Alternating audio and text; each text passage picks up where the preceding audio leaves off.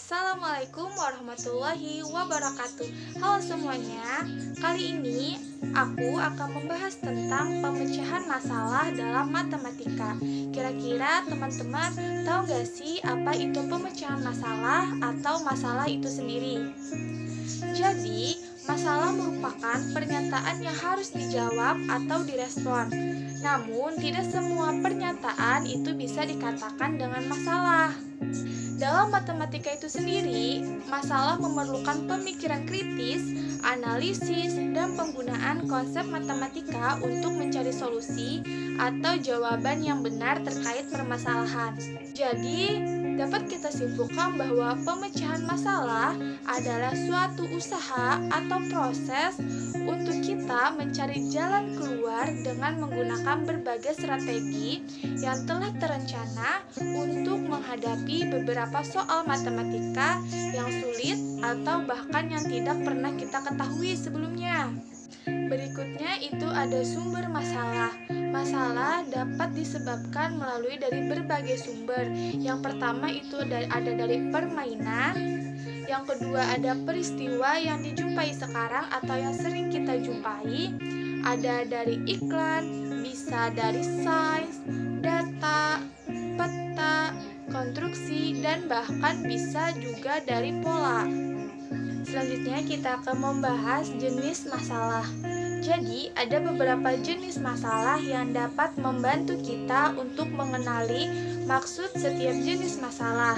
Di antaranya sebagai berikut. Pertama, itu adalah masalah translasi, di mana masalah ini sering terjadi dalam kehidupan sehari-hari. Dan untuk menyelesaikannya harus ditransfer ke dalam model matematika terlebih dahulu. Untuk lebih pahamnya, kita akan masuk ke contoh soalnya. Di sini ada contoh soal. Udin membeli buah-buahan, 2 buah keranjang apel yang masing keranjang berharga 10.000 dan 1 keranjang jeruk seharga 6.000. Berapa rupiah Udin harus mengeluarkan uang untuk membeli buah-buahan tersebut? Nah, untuk penyelesaiannya ada beberapa tahap yang perlu kita cari. Nah, pertama itu perlu kita cari tahu yang diketahuinya.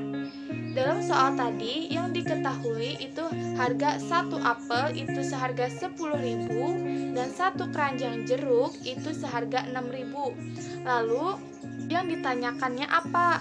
Tadi yang ditanyakan berapa uang yang dikeluarkan Udin jika membeli 2 keranjang apel dan 1 keranjang jeruk.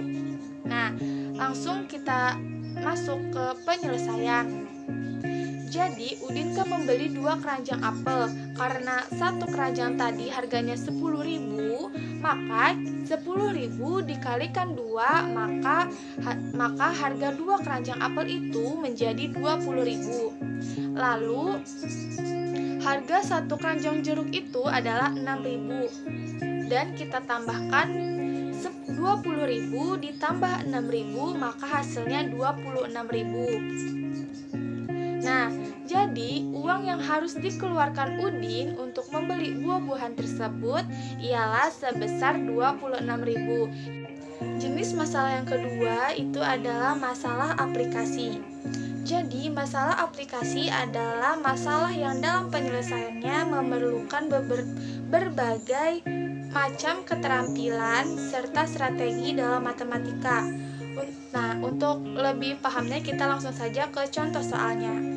Contoh soalnya di sini ada seorang pegawai mendonasikan 5% dari gajinya untuk memberikan uang saku bulanan kepada 4 orang anak asuhnya.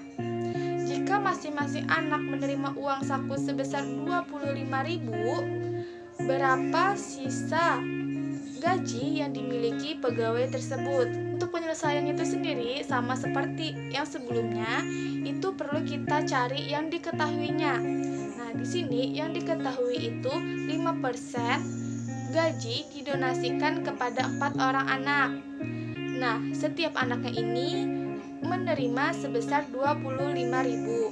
Lalu yang ditanyakan sisa gaji yang dimiliki pegawai itu sendiri.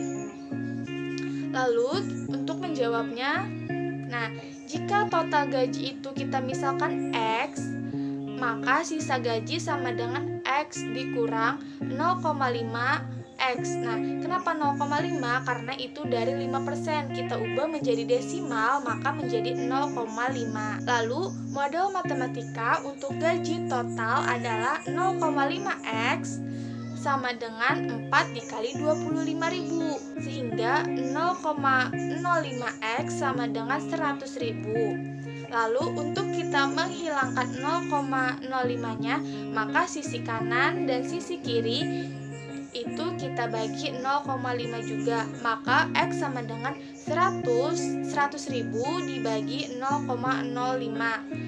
Maka dihasilkan X sama dengan 2 juta. Untuk sisa gajinya itu, maka gaji keseluruhan dikurang 100.000. Jadi 2 juta dikurang 100.000 adalah 1.900.000. Jadi sisa gaji yang dimiliki karyawan tersebut adalah 1.900.000. Yang ketiga itu ada masalah proses. Jadi masalah proses ini masalah yang biasanya digunakan untuk menyusun langkah-langkah dalam merumuskan strategi khusus serta pola untuk mendapatkan penyelesaiannya. Contohnya itu seperti yang ada di gambar. Nah, untuk menyelesaikan masalah pada contoh tersebut diperlukan penerapan konsep barisan dari bentuk geometri, yakni siswa dapat menentukan pola untuk mendapatkan penyelesaian dengan cara menjumlahkan angka pada urutan berikutnya untuk memperoleh hasil dari pola yang selanjutnya.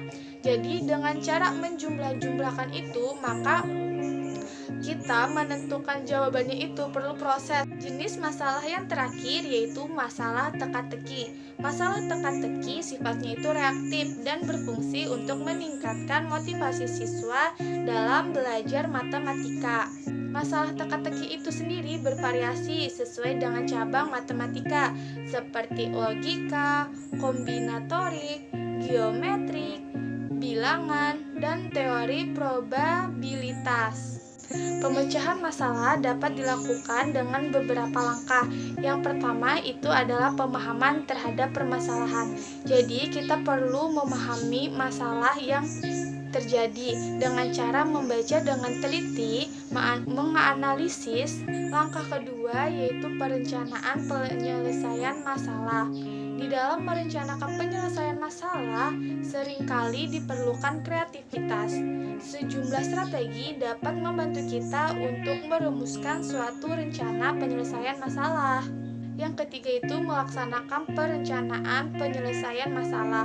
Nah, karena di awal tadi kita sudah menyusun perencanaan penyelesaiannya, maka langkah ketiga ini adalah kita mengerjakan rencana untuk menyelesaikan masalah tersebut. Langkah terakhir, pemecahan masalah yaitu melihat kembali penyelesaian. Langkah melihat kembali untuk melihat apakah penyelesaian yang kita peroleh sudah sesuai dengan yang diketahui dan tidak terjadi kontradiksi. Terdapat 4 komponen untuk mereview suatu penyelesaian. Yang pertama itu kita perlu cek kembali hasilnya. Yang kedua, kita dapat menginterpretasikan jawaban yang telah kita peroleh.